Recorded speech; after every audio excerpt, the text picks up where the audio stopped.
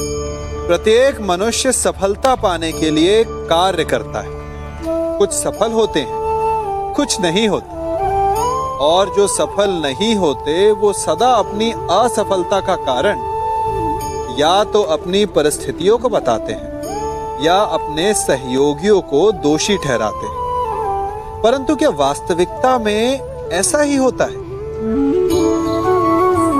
क्या कोई परिस्थिति या कोई व्यक्ति किसी की असफलता का कारण बन सकते हैं?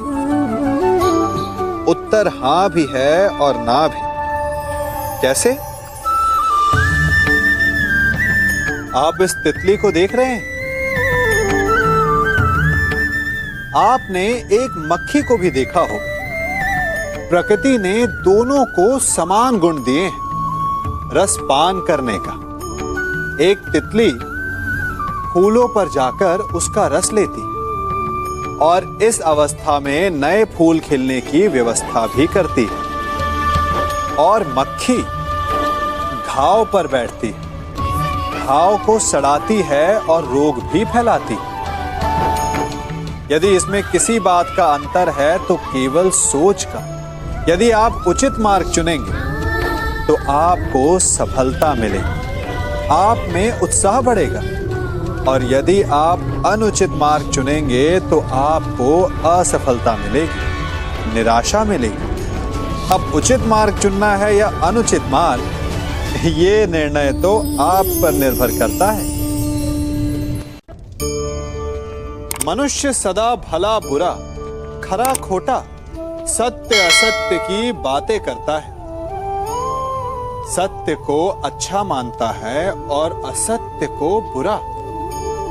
परंतु क्या आपने कभी यह सोचा है कि प्रत्येक वस्तु, प्रत्येक भाव का एक महत्व होता है? दोनों ही एक दूसरे के पूरक होते हैं। यदि काला रंग नहीं होगा तो क्या श्वेत रंग की आभा का अनुभव होगा? यदि असत्य नहीं होगा तो क्या सत्य के महत्ता का ज्ञान होगा? यदि बुरा नहीं होगा तो क्या भले पर आपको विश्वास होगा? कुछ महत्वपूर्ण है तो दोनों के मध्य का संतुलन। बुरी से बुरी वस्तु, समय या भाव, कोई ना कोई स्वयं में शुभ छिपाए रखती है। कभी काले गरजते मेघों को देखा है? उसके किनारे भी एक स्वर्णिम आभा होती है। उसी प्रकार यदि आपके जीवन में बुरा समय आए तो आपको अपने सच्चे मित्रों की पहचान हो जाती है। तो बुरे समय में निराश ना हो, उसमें भी कुछ शुभ खोजने का प्रयास करें, और धीरे धीरे सब कुछ आपके जीवन में स्वतः शुभ हो जाएगा। संसार में सबसे महत्वपूर्ण क्या है? दृष्टि या दृष्टिकोण, समझ या सोच? सामान्यतः मनुष्य की दृष्टि और सोच में अधिकतर वो वस्तु, वो घटनाएं, वो भाव श्रेष्ठ हैं जो हमें आनंद दे, और जो हमें आनंद नहीं देते उन्हें हम दुखदाई मान लेते हैं। परंतु दृष्टिकोण और सोच को यदि एक भिन्न कोण से देखें तो परिस्थितियां भिन्न सिद्ध हो सकती हैं। जिस प्रकार भीषण गर्मी हमें सुहाती नहीं, परंतु वही गर्मी सागर और नदियों के जल को वाष्पित करती है और हमें मनोरम वर्षा का आनंद देती है, उसी प्रकार भीषण परिश्रम के पश्चात हमें सफलता मिलती है। भीषण परीक्षा के पश्चात हमें हमारा लक्ष्य मिलता है। तो सदा स्मरण रखिएगा कि दुख और पीड़ा से भागे नहीं, क्योंकि यही भविष्य में आने वाले सुख का मूल है। जब भी आपने यात्रा की होगी तो अवश्य अपने मार्ग के आसपास कुछ रिक्त स्थान देखे होंगे, कुछ खेत देखे होंगे, कोई ना कोई भूमि का टुकड़ा अवश्य देखा होगा। कुछ स्थान ऐसे होते हैं जहां पेड़ लगे होते हैं, जहां माली बड़े प्रेम से उन्हें बोता है, उन्हें सींचता है, और कुछ स्थान ऐसे भी होते हैं जहां बिना माली के खरपतवार उग जाते हैं, कुछ अन्य पौधे उग जाते हैं। माली द्वारा उगाए वृक्ष हमें ठंडी छाया देते, हमें फल देते, ईंधन के लिए लकड़ियां देते, और बिना परिश्रम के उपजित खरपतवार यदि कुछ करते हैं तो ये कि वो भूमि को बंजर बनाते हैं। हमारा मन भी रिक्त भूमि की भांति होता है।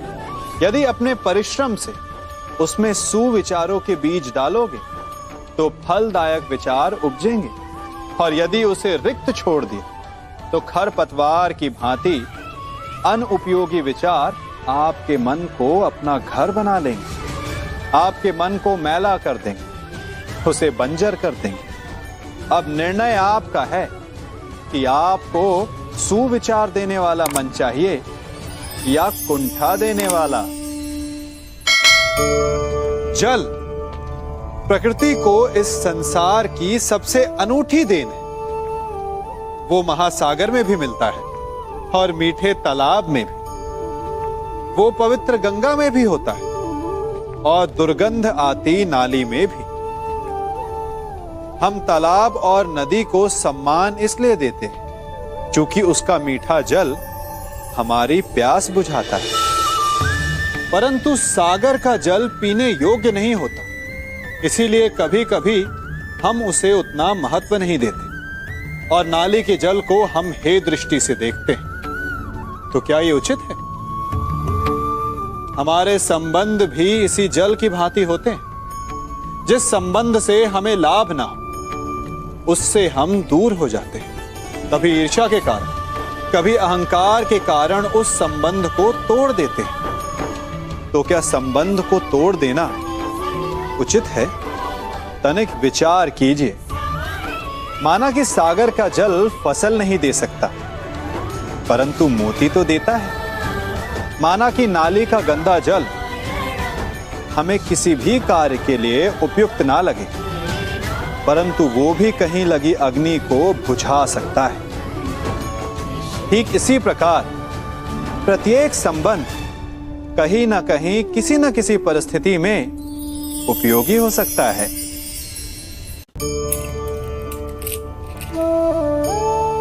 बड़ी विकट समस्या है। मुझे स्मरण ही नहीं हो रहा कि इस गुच्छे की कौन सी चाबी इस ताले को खोलेगी। बड़ी देर से प्रयास कर रहा हूं, परंतु ये ताला खुल ही नहीं रहा।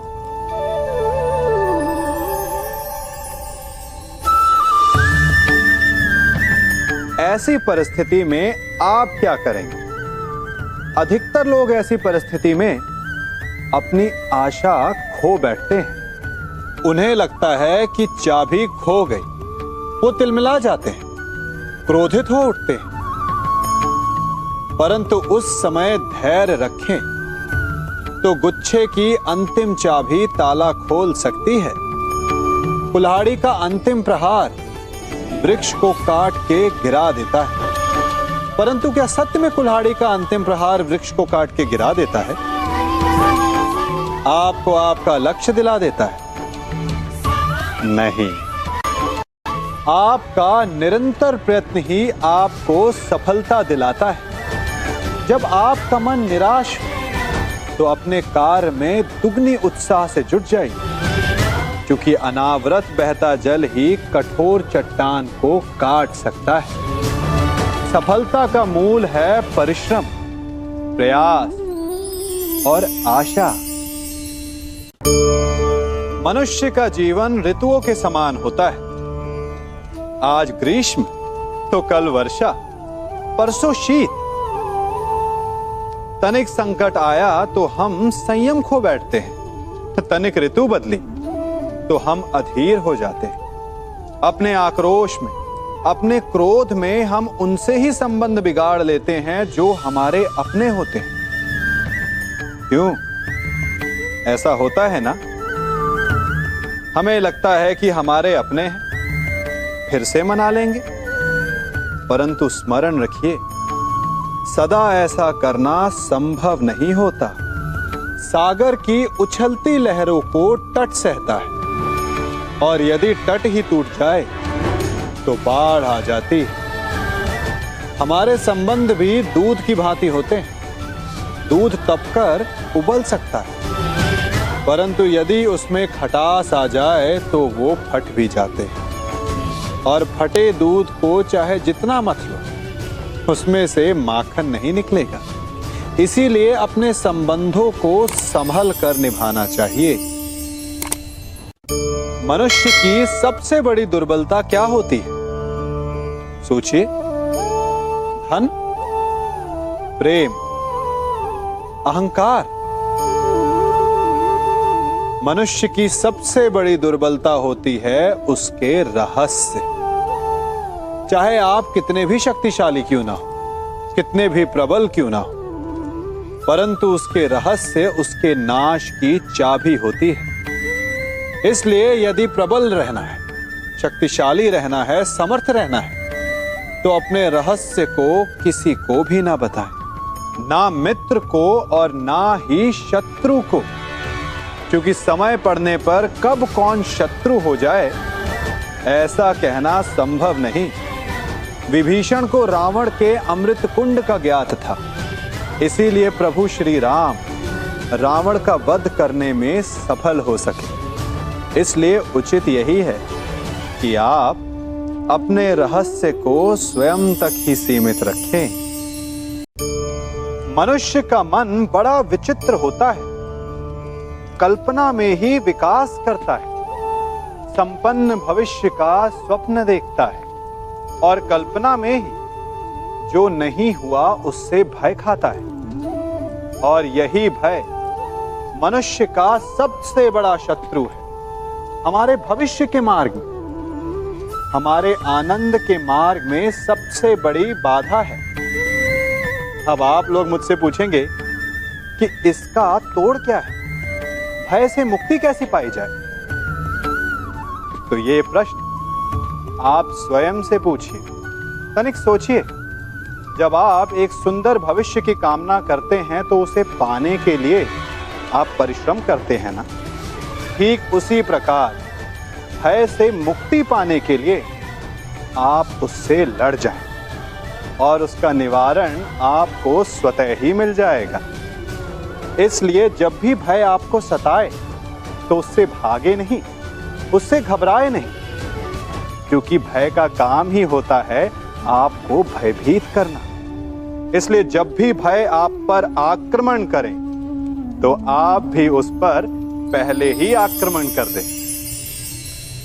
हम सब मित्रों के साथ रहना चाहते हैं, शत्रुओं से दूर रहना चाहते हैं। क्यों? क्योंकि हमें जीवन में आनंद पाना है, जीवन में आगे बढ़ना है, स्वयं को संपन्न देखना है। और यदि किसी से भी आप पूछेंगे कि जीवन में सफलता पाने के लिए सबसे अधिक आवश्यकता किसकी होती है, तो हर एक आपको लगभग एक ही उत्तर देगा। सफलता प्राप्त करने के लिए आपको सच्चे मित्रों की आवश्यकता होती है। परंतु यदि आपको और अधिक सफल होना है तो आपको केवल मित्रों की नहीं, शत्रु की अधिक आवश्यकता है। अब आप कहेंगे, ये मैंने कैसी बात कर दी? तनिक स्वयं सोचिए। जब भी संकट आता है तो मित्र क्या करते हैं? आपकी सहायता करने के लिए आपके साथ खड़े हो जाते हैं। और संकट के समय में शत्रु और बड़ा संकट बनकर हमारे समक्ष खड़े हो जाते हैं। मित्र हमें सहायता देते हैं, अपनी शक्ति देते हैं, परंतु शत्रु आपके भीतर छिपी शक्ति को बाहर लाता है, आपको और अधिक बलवान बनाता है।